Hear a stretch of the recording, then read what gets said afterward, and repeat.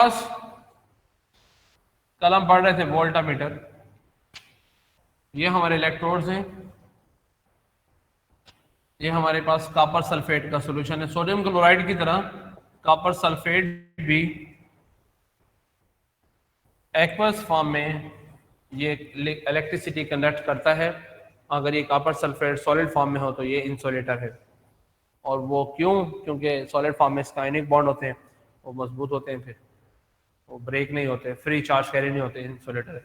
जब ये हम इसको किसी वाटर में डिजॉल्व करते हैं तो फिर इसके जो आयंस हैं वो सेपरेट हो जाते हैं, जिसकी वजह से फ्री चार्ज कैरियर प्रोड्यूस हो जाता है और फिर ये करंट इलेक्ट्रिसिटी कंडक्ट करता है। इलेक्ट्रॉनिक्स में ये हमारे पास एनोड है जिसका साल्ट होता है ना बच्चे, एनोड इलेक्ट्रोलिसिस के प्रोसेस में जिसका भी आप साल्ट यूज करेंगे एनोड उसी ही मटेरियल का होना चाहिए, ये शर्त है। एनोड उसी मटेरियल का हो, एनोड जिसका साल्ट है।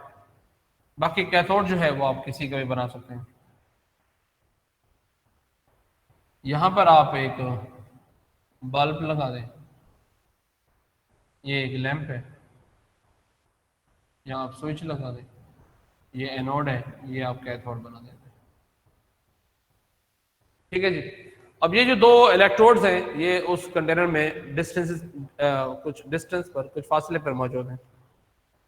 फासले से याद आया, ये एक बच्चे ने सवाल पूछा हुआ था कि फोर्स जो है वो इनवर्स स्केयर लॉ ओबे करती है तो उसका आर से क्या रिलेशन होगा। देखिए उसका कूलम्ब फोर्स का आर स्केयर के साथ रिलेशन है, आर के साथ कोई रिलेशन नहीं उसका। और अगर आपने आर देखना ही है तो फिर अंडर रूट कर देंगे आप उसको। अगर आप डिस्टेंस को 2 टाइम बढ़ाएंगे तो फोर्स 4 टाइम रिड्यूस होगी। यही आर के साथ रिलेशन है ना उसका। मतलब स्केयर जो है वो आर पर है लेकिन इफेक्ट तो उसका फोर्स पर आता है। आपने कभी डिस्टेंस स्केयर में थोड़ी बढ़ाना होता है, आपने तो डिस्टेंस बढ़ाना है आर में ही। आपने कहना है जी पहले फासला 2 सेंटीमीटर था, अब 4 सेंटीमीटर हो गया, अब 6 हो गया, या भी अब 6 से बताएं कितनी फोर्स होगी।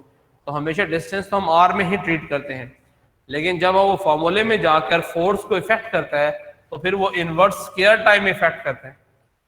तो ये उसका एक नेचुरल रिलेशन है, ये उसकी एक नेचुरल कूलम्ब फोर्स, एक बेसिक फोर्स है, ये उसका नेचुरल बिहेवियर है कि वो इनवर्स स्केयर लॉ ओबे करती है। तो उसमें ये नहीं है कि उसका आर स्केयर से रिलेशन आर से नहीं है, बेसिक रिलेशन आर के साथ है लेकिन विद स्केयर है, विद स्केयर ऑफ इट। तो जब हम आर में वेरिएशन लाएंगे तो फोर्स में उसके स्केयर के मुताबिक वेरिएशन आएंगे। तो पहले उसका स्केयर लेंगे फिर हम फोर्स पर उसका इफेक्ट देखेंगे। जिसका भी सवाल था उससे क्लियर हो गया? और भी किसी ने कोई सवाल भेजा था बच्चे?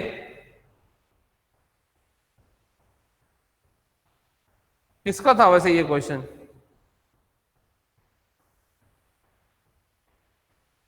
क्या बात है, आज सारे साइलेंट जोन में हैं। जब बोलते हैं तो बहुत ज्यादा इकट्ठे बोलते हैं, जब नहीं बोलते तो बिल्कुल नहीं बोलते। चलें अच्छा, अब इस पर वापस आते हैं। अब इनके दरमियान ना, दोनों वायर्स के दरमियान कोई इलेक्ट्रिकल कनेक्शन नहीं है। अब मैंने स्विच ऑन कर दिया, जैसे ही मैंने स्विच ऑन किया है ये बल्ब ऑन हो गया, ये बल्ब जल पड़ा। अब अगर आप एक्सटर्नली देखें, अगर आप फिजिक्स के पॉइंट ऑफ व्यू से देखें तो बल्ब का जो लैंप का ऑन होना है वो ये इंडिकेट कर रहा है कि यहां पर सर्किट कंप्लीट है। अगर आप कन्वेंशनली देखें तो हम कहेंगे यहां से पॉजिटिव चार्ज आया, वो इस प्लेट तार से इस तार पर पहुंचा और वो नेगेटिव टर्मिनल पर आके फिर पॉजिटिव, सर्किट कंप्लीट हो गया। इलेक्ट्रॉनिकली देखें तो इलेक्ट्रॉन यहां से आए और इधर से चले गए। अब हम क्या कहेंगे? अब हम कहेंगे क्योंकि दोनों इलेक्ट्रोड्स के दरमियान इलेक्ट्रिकल कनेक्शन तो नहीं है, तो इसका मतलब है वो इलेक्ट्रिकल कनेक्शन कौन प्रोवाइड कर रहा है? वो जो सोल्यूशन है वो प्रोवाइड कर रहा है। तो हम कहेंगे कॉपर सल्फेट जो है वो एक्वस फॉर्म में इलेक्ट्रिसिटी को कंडक्ट करता है, उसमें से करंट पास हो जाता है।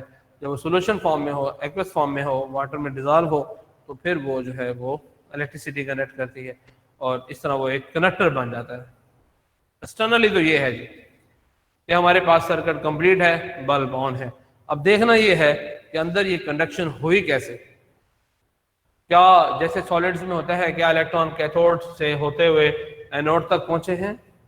क्या इलेक्ट्रॉन ने लिक्विड्स के अंदर से ट्रेवल किया है? लिक्विड के अंदर से वो सॉलिड की तरह गए हैं, जैसे सॉलिड में होता है कि इलेक्ट्रॉन जा रहे हैं नेगेटिव टर्मिनल से पॉजिटिव टर्मिनल की तरफ, क्या वैसे यहाँ से इलेक्ट्रॉन गुजरे हैं या कोई और मामला है। तो अब हम उसको केमिकली अब अंदर जा रहे हैं उस वोल्टामीटर के और फिर उसे देखेंगे कि क्या हो रहा है। जब हमने कॉपर सल्फेट को इसमें डिसॉल्व किया तो कॉपर आयन हमारे पास अलहदा हो गए, सल्फेट आयन हमारे पास अलहदा हो। उधर से जब मैंने स्विच अप्लाई किया तो ये जो पोटेंशियल डिफरेंस था, ये पोटेंशियल डिफरेंस इन दोनों प्लेट्स के क्रॉस आ गया, ये एनोड ये कैथोड, और फिर इलेक्ट्रिक फील्ड होगी। अब मैंने तो आपको बताया इलेक्ट्रिक फील्ड तो लिक्विड सॉलिड गैस हर जगह अप्लाई हो जाती है, तो जो दो इलेक्ट्रोड्स के दरमियान लिक्विड मौजूद है तो उस लिक्विड पर वो इलेक्ट्रिक फील्ड अप्लाई होगी। ऐसा लग रहा है जैसे वो लिक्विड जो है वो दो प्लेट्स के दरमियान रख दिया गया है, एक पॉजिटिव प्लेट एक नेगेटिव प्लेट, और वो इलेक्ट्रिक फील्ड के अंदर आ गया वो लिक्विड। अब उस लिक्विड में क्या मौजूद है, आयंस मौजूद है, copper ion, sulphate ion, positive ion, negative ion. तो इलेक्ट्रिक फील्ड अब इन्हें क्या करेगी, अब इन्हें ड्रिफ्ट कराएगी इनसाइड द लिक्विड। अब जो हमारे पास कॉपर आयन है उसने मूव करना है कैथोड की तरफ, तो जो यहाँ पर करीब करीब होगा कॉपर आयन कैथोड के पास ही होगा, वो कॉपर आयन है वो कैथोड पर आकर, कैथोड क्या है, कैथोड वो प्लेट है जिसके पास बहुत ज्यादा इलेक्ट्रॉन है। पहले तो ये न्यूट्रल थी, लेकिन जब ये नेगेटिव प्लेट से अटैच हुई बैटरी के तो उसने इसको बहुत सारे इलेक्ट्रॉन्स दे दिए। अब इसके बाद प्लेंटी ऑफ फ्री इलेक्ट्रॉन्स है, तो जैसे ही वो सल्फेट आयन कॉपर आयन यहाँ पर आता है तो वो पॉजिटिव चार्ज है, वहां पर इलेक्ट्रॉन मौजूद है, तो वो वहां से क्या करता है, वहां से दो इलेक्ट्रॉन कैप्चर कर लेते हैं। जब भी आपको पता इलेक्ट्रॉन एक्सचेंज होते हैं तो एक बॉन्ड सा जो है ना वो डेवलप हो जाता है, तो उस इलेक्ट्रॉन की कैप्चरिंग से क्या होता है कि वो न्यूट्रल बनकर वो कैथोड पर डिपॉजिट हो जाता है। ये हमारी इलेक्ट्रोप्लेटिंग है। अब इसको आप जो भी कहते हैं ऑक्सीडेशन कहते हैं, रिडक्शन है, हम कहते हैं कार्बन इलेक्ट्रॉन ले लिए हैं तो कार्बन रिड्यूस हो गए, वहां पर डिपॉजिट हो गई, कैथोड ऑक्सीडाइज हो गया, उसने दो इलेक्ट्रॉन लूज किए, वो ऑक्सीडाइज हो गया, कॉपर जो है वो रिड्यूस हो गया। अब दो इलेक्ट्रॉन कॉपर के पास चले गए, वो दो इलेक्ट्रॉन लेने की वजह से उस कैथोड और कॉपर आयन के दरमियान एक बॉन्ड बन गया, उस बॉन्ड की वजह से कॉपर आयन वहां पर स्टिक हो गया। तो ये इलेक्ट्रोप्लेटिंग है। तो जो आपने मेटल को डिपॉजिट करना हो उस मेटल का साल्ट लेते हैं, और जिस चीप मेटल के ऊपर वो कॉस्टली मेटल डिपॉजिट करनी होती है, कैथोड हमेशा उस चीप मेटल का बनाते हैं। तो इस तरह वो जो सॉल्ट में मेटल मौजूद होती है जो कॉस्टली होती है वो वहां से अलग होती रहती है, उस सॉल्ट में सोल्यूशन में से वो सेपरेट होती रहती है, और वो इसी तरह एक जो चीप मेटल है वो उसके ऊपर एक लेयर बनाना शुरू कर देती है, वहां पर डिपॉजिट होना शुरू हो जाती है। यानी कि आप कह लें कि छलनी सी लगा दी आपने, उसे आप छान रहे हैं, उसे अलग कर रहे हैं। तो इस तरह ये इलेक्ट्रोप्लेटिंग हो रही होती है कैथोड की। अब एक्सटर्नली हमें क्या लग रहा है, इंटरनली तो एक केमिकल प्रोसेस हुआ, ऑक्सीडेशन हो गई, रिडक्शन हो गई, कैथोड की ऑक्सीडेशन, कॉपर की रिडक्शन हो गई। एक्सटर्नली हमें यह लगा कि हमारे कैथोड से दो इलेक्ट्रॉन गुम हो गए, हमारे कैथोड से दो इलेक्ट्रॉन गायब हो गए। वो जो कैथोड से दो इलेक्ट्रॉन गायब हुए हैं, हम कहेंगे वो दो इलेक्ट्रॉन कहाँ गए, हम कहेंगे वो जो दो इलेक्ट्रॉन है वो सोल्यूशन में आ गए, वो लिक्विड में आ गए। हालांकि आई नहीं है, लेकिन अब हमारे कम जो हो गए, हमारे दो इलेक्ट्रॉन में नहीं कम हो गए हमारे, चाहे वो डिपॉजिट हो गया, हमें उससे क्या, वो तो न्यूट्रल बॉडी बन चुका है, उसको तो हमारे कैथोड के साथ कोई मामला नहीं। पहले कैथोड पे 10 थे, अब 8 बच गए, दो तो नहीं है। और वो कहाँ गए, क्या हुआ, किस तरह हुआ, क्या हुआ, वो तो एक अलग मैटर है। दो इलेक्ट्रॉन जो है ना वो कम हो गए। जब सल्फेट आयन यहां पर पहुंचता है इस एनोड के पास, तो अब ये जो एनोड है यहां पर जब पहुंचता है तो बेसिकली एनोड का मतलब है कि यहां पर हमारे पास इलेक्ट्रॉन्स की ये फिलहाल तो मेटल है क्योंकि ये पॉजिटिव प्लेट है, तो जब तक इस नेगेटिव प्लेट का रेफरेंस यहाँ पर नहीं आता उस वक्त तक तो आपको पता है वो वहां से इलेक्ट्रॉन मूव नहीं करते। जैसे मैंने कैपेसिटर में कहा था आपको कि नेगेटिव प्लेट इलेक्ट्रॉन, असल में तो हर जगह पर इलेक्ट्रॉन का ही रोल होता है ना।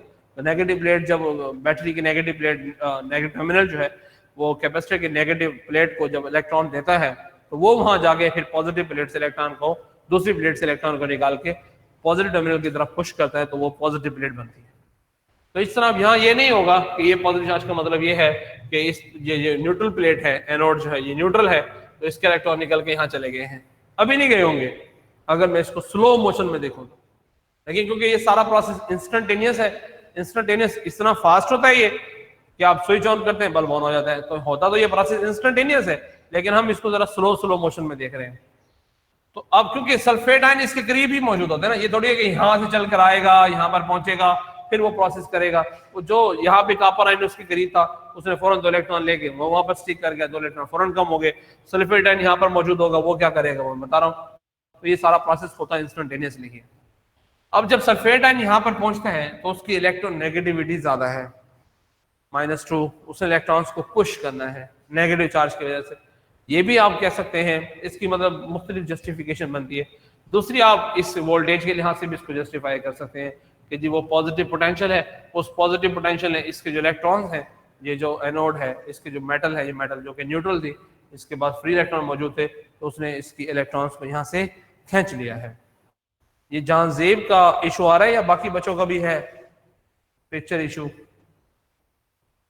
नो सर, क्लियर है। अच्छा, ये जो आप लोग ये जो मैसेज लिखते हो ना, ये असनाद नोप, इसका क्या मतलब होता है? नोपी नोप नहीं, नोप नहीं? अच्छा, ये कौन सी लैंग्वेज का वर्ड है नोप?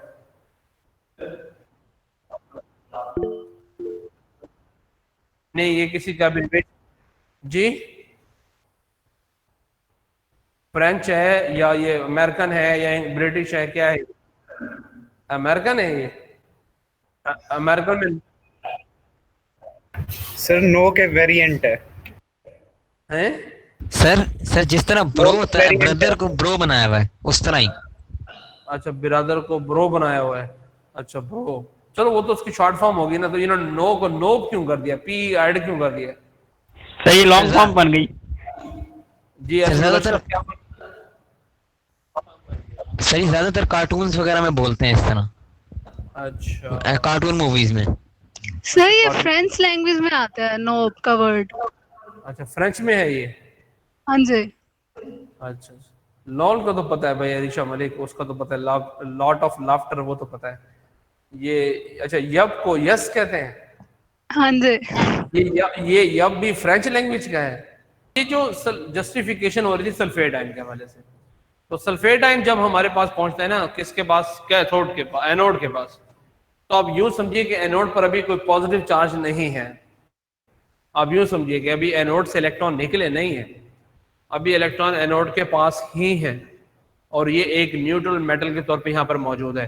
तो जब वो फ्री इलेक्ट्रॉन इसके पास है, तो जब सल्फेट आयन यहाँ पर पहुंचता है ना, अब फ्री इलेक्ट्रॉन के साथ जो कॉपर है, कॉपर की जो एटम है, उन्होंने ना फ्री इलेक्ट्रॉन के साथ एक मेटालिक बॉन्ड बनाया हुआ है विद इन द सॉलिड। यार बस फवाद, ये जब शब खत्म करो, बस अपना बस ओवर कर लिया करो चीजों को ना, ज्यादा ना अहमियत दिया करो। तो अब वो मेटालिक बॉन्ड जब बन गया ना उसका कॉपर के साथ, तो जैसे सल्फेट आयन यहाँ पर पहुंचता है, ये उस मेटालिक बॉन्ड को ब्रेक करता है, 2 इलेक्ट्रॉन्स को, क्योंकि इसके पास नेगेटिव पोटेंशियल ज्यादा है, तो ये वहां से 2 मेटालिक बॉन्ड से 2 इलेक्ट्रॉन जिन्होंने पुश करके, उन्हें धक्का मार के उनको वहां से ऊपर की तरफ पुश कर देता है। तो वो जो 2 इलेक्ट्रॉन है वो यहां से फिर ऊपर जाते हैं। जब वो 2 इलेक्ट्रॉन यहां से ऊपर जाते हैं तो बॉन्ड ब्रेक हो जाता है। जैसे ही बॉन्ड ब्रेक होता है तो कॉपर आयन बॉन्ड ब्रेक होने की वजह से उस एनोड को छोड़ के सोल्यूशन में आ जाता है। जैसे हम देखते हैं ना, लोहे को जंग लग गया, आहिस्ता आहिस्ता आहिस्ता आहिस्ता लोहा इतना मोटा था, फिर इतना पतला, फिर पतला, फिर पतला, तो वो क्या हो रहा होता है, बेसिकली उसके एटम लीव आउट हो रहे होते हैं ना। तो अब जो आपका एनोड है ना, वो भी ऐसे ठीक है, उसके बाद वो थिन होता जाएगा, उसमें से वो कॉपर आयन जो है आहिस्ता आहिस्ता निकलते जाएंगे। अब जरा आप इंटरनली बाद में देखते हैं, फिर दोबारा ऊपर से एक्सटर्नली देखते हैं। तो एक्सटर्नली अगर आप इलेक्ट्रॉनिकली देखें तो यहां से आपके 2 इलेक्ट्रॉन सोल्यूशन में इन हुए, यानी कि 2 इलेक्ट्रॉन यहां से आपके गायब हुए, यहां से आपको 2 इलेक्ट्रॉन मिल गए। 2 इलेक्ट्रॉन यहां से इन होने का मतलब बन गया ये कैथोड, यहां से 2 इलेक्ट्रॉन वापस आने का मतलब है, यहां से 2 इलेक्ट्रॉन आपको मिले तो इसका मतलब है ये बन गया एनोड। तो अब यहां से 2 इलेक्ट्रॉन गए, यहां से 2 इलेक्ट्रॉन आ गए, charge conserve, circuit complete, bulb on. It means the solution is conducting electricity. अब ये तो हो गया एक्सटर्नल इफेक्ट। इंटरनली आप देखें तो इंटरनली आप देख रहे हैं कि इलेक्ट्रॉन यहां से ना तो सॉल्यूशन में आए हैं, ना उन्होंने सॉल्यूशन में ट्रेवलिंग की है, ना ही वो इस तरह पॉजिटिव प्लेट से होके गए हैं। तो यहां पर लिक्विड के केस में जो इलेक्ट्रिकल कंडक्शन है वो एज सच लाइक जो हमारी सॉलिड्स हैं उस तरह नहीं होती, इलेक्ट्रॉन एक टर्मिनल से निकल के दूसरे टर्मिनल पर जाते हैं, बल्कि यहाँ पर क्या हुआ है, यहाँ पर एक केमिकल प्रोसेस हुआ, ऑक्सीडेशन रिडक्शन हुई कैथोड पर, वहां से 2 इलेक्ट्रॉन एब्जॉर्ब किए गए और फिर यहाँ पर मेटेलिक बॉन्ड को ब्रेक करके वहां से 2 इलेक्ट्रॉन निकाल कर कॉपर को सोल्यूशन मिलाकर दोबारा कॉपर सल्फेट बनाया गया। तो ये फिर कॉपर आयन को जब सोल्यूशन में खींचती है तो फिर ये दोबारा कॉपर सल्फेट बन जाता है। थैंक यू बाबा। और आपकी तबीयत ठीक है बाबा जी? चलो माशाल्लाह माशाल्लाह, खुश रखें। तो जज़ाकल्लाह। तो अब वो सोल्यूशन में जो कॉपर सल्फेट की जो मिकदार है वो कम नहीं होती, कॉपर सल्फेट उतना ही रहता है। इसीलिए जब तक आप एनोड उस मेटल का नहीं बनाएंगे जिस मेटल का साल्ट है, ये प्रोसेस कंप्लीट नहीं होता, क्योंकि ये इलेक्ट्रोलिसिस में जो सॉल्ट की क्वांटिटी है सोल्यूशन में वो हमेशा वो अपनी मेंटेन रखता है। यही उस बात का जवाब है। अब हम अगर गौर करें तो हम देखते हैं कि इस सोल्यूशन के अंदर जो कॉपर आयन है वो हमारा जा रहा है कैथोड की तरफ और जो सल्फेट आयन है वो जा रहा है अपना एनोड की तरफ। तो बेसिकली अगर आप सोल्यूशन के अंदर देखें तो आयंस की मूवमेंट हो रही है और उन आयंस की मूवमेंट की वजह से जो है ना वो क्या पैदा हो रहा है, करंट प्रोड्यूस हो रहा है। इसलिए फिर हम कहते हैं कि लिक्विड में जो हमारे चार्ज कैरियर्स होते हैं वो आयंस होते हैं, सॉलिड्स में हमारे पास इलेक्ट्रॉन्स होते हैं, और उन लिक्विड्स में फिर लिक्विड में जो चार्ज के आयंस होते हैं, जो लिक्विड में हमारे जो आयंस चार्ज कैरियर्स होते हैं, फिर ये उस तरह भी करंट प्रोड्यूस नहीं करते, उस तरह से मुराद रास्ता है, उस तरह भी करंट प्रोड्यूस नहीं करते जिस तरह इलेक्ट्रॉन्स प्रोड्यूस करते हैं। किसमें? सॉलिड में। यानी कि मूव करके ना सिर्फ ये मूव करते हैं बल्कि ये एक ये जो आयंस की मोशन है, सिर्फ ये मोशन ही करंट प्रोड्यूस नहीं करती, इस मोशन की वजह से जो केमिकल चेंज आती है, जो केमिकल प्रोसेस होता है वो आप देखें ना, आप वायर्स में आप जितना मर्जी करंट भेज रहे हैं, आपने हजारों एम्पीयर करंट भेज रहे हैं, क्या होता है? हीट प्रोड्यूस होगी, मैग्नेटिक इफेक्ट होगा, हीटिंग इफेक्ट होगा, इसके अलावा तो कुछ नहीं होता। बट जो हमारे पास लिक्विड्स में कंडक्शन होगी तो लिक्विड्स में कंडक्शन की वजह से लिक्विड्स के अंदर जो है वो केमिकल चेंजेस भी आ रही होंगी। तो सॉलिड्स में तो करंट कोई चेंज तो नहीं छोड़ के जाता। जब आप करंट ऑफ करते हैं, स्विच ऑफ करते हैं, तो उसमें आप देखते हैं कि कोई चेंज प्रोड्यूस नहीं हुई। लिक्विड में भी जब आप स्विच ऑफ करेंगे तो आप विद इन लिक्विड तो आप देखेंगे कोई चेंज नहीं है, but with respect two electrodes जो है वो आपको एक चेंज नजर आएगी। तो यहाँ पर लिक्विड्स में जो कंडक्शन है वो बिकॉज ऑफ केमिकल प्रोसेस है। अब या आप इसे ये कह दें कि केमिकल प्रोसेस जो है इलेक्ट्रोप्लेटिंग का, जो इलेक्ट्रोप्लेटिंग का एक केमिकल प्रोसेस है, ये करंट इलेक्ट्रिसिटी की वजह से हुआ। एक तीर से दो शिकार है ना, मतलब एक तस्वीर के दो रुख हैं। तो अब ये कहें कि इलेक्ट्रोप्लेटिंग इस इलेक्ट्रिकल वोल्टेज से हुई, ये केमिकल पर्सपेक्टिव है। हम कहें कि इलेक्ट्रोप्लेटिंग की वजह से ये बल्ब ऑन हुआ, ये फिजिकल पर्सपेक्टिव है। इलेक्ट्रोप्लेटिंग की वजह से करंट लिक्विड ने कंडक्ट किया, इलेक्ट्रोप्लेटिंग की वजह से कंडक्शन हुई, उसकी वजह से बल्ब ऑन हुआ, सर्किट कंप्लीट हुआ। तो ये फिजिक्स के लिहाज से है। और आप ये कहें कि उस वोल्टेज की मदद से यहाँ इसकी मूवमेंट हुई, ऑक्सीडेशन रिडक्शन हुई, इलेक्ट्रोप्लेटिंग हुई, ये केमिकल प्रोसेस है। This is all about the chemical effect of current. Now you have any question then you please. Sir yes sir, ये इलेक्ट्रोलाइटिक कंडक्शन टेम्परेचर